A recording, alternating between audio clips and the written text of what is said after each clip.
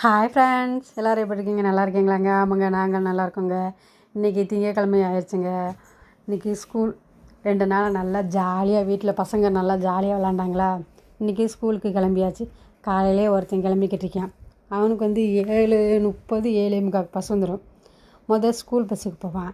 இப்போ வந்து அவுட்ரு பஸ்ஸுக்கே போகிறான். கவர்மெண்ட் பஸ்ஸுக்கு போகிறானா, அதனால் கொஞ்சம் முன்னாடியே கிளம்பிடுறான்.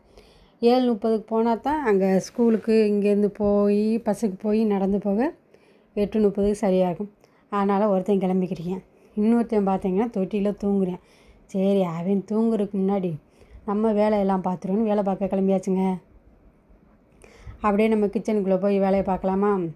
அதுக்கு முன்னாடி நம்ம காலையில் எழுந்திரிச்சு ஐயாவுக்கு ஒரு வணக்கத்தை போட்டு சாமியை கும்பிட்டாச்சுங்க. கும்பிட்டுட்டு வேலையை பார்க்க தொடங்கியாச்சு. காலையில் சாதம் வடித்தாச்சுங்க.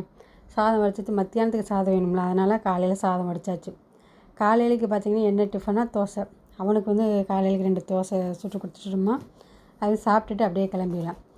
சரி, மத்தியானத்துக்கு சாதத்தை வடிச்சிட்டு இந்த பீட்ரூட் வாங்கி 1 வாரம் ஆச்சு. சரி, இன்றைக்கி பீட்ரூட்டை வச்சுருன்னு சொல்லி பீட்ரூட்டை உரசிக்கிட்டு இருந்தேங்க. உரசிட்டு ஒரு சைடு வச்சாச்சு. காலையில் 2 முட்டை வாங்கிட்டு வச்சினேன். முட்டையும் 10 நாளாக வைக்கலையா, சரி ஒரு முட்டையை போட்டு ஆம்லேட் போட்டு ஸ்கூலுக்கு கொடுத்து விட்ருவோம். குழம்பு வெஞ்சனம் இது வைக்கிறதுக்கு இப்படி கொடுத்துருவோன்னு சொல்லிவிட்டு முருங்கைக்கீரை பொடி இருந்துச்சு. சரி, இன்றைக்கி முருங்கைக்கீரை சாதத்தை கிளறி ஒரு ஆம்லேட் போட்டு மத்தியானத்துக்கு அவனுக்கு ஸ்கூலுக்கு பேக் பண்ணணும்னு சொல்லி பேக் பண்ணிக்கிட்டு இருக்கேங்க. காலையில் தோசை சுட்டு கொடுத்து அவன் சாப்பிட்டுக்குறான். இப்போ சாதத்துக்கு ரெடி பண்ணியிருக்கேன்.